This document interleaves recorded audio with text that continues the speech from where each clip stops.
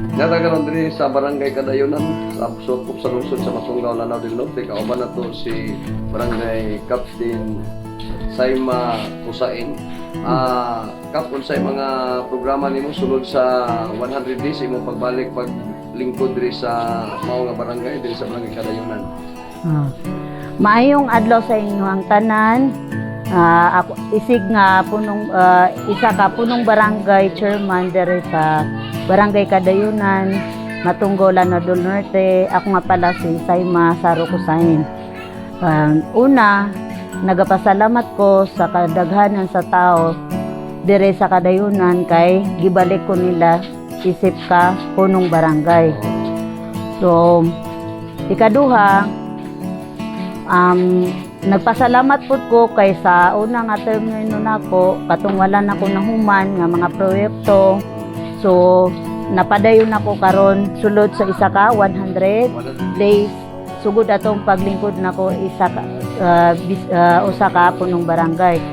O karon na nahuman na among napadayon nako ang proyekto na mga solar system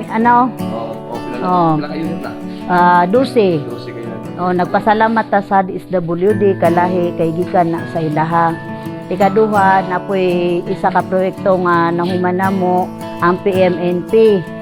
Project po na siya gikan sa DSWD para na siya sa mga bata. So ang project na mo diri gi-renovate ang among daycare. So ang among daycare naa dito sa sulod sa campus sa elementary Kadayunan Elementary School.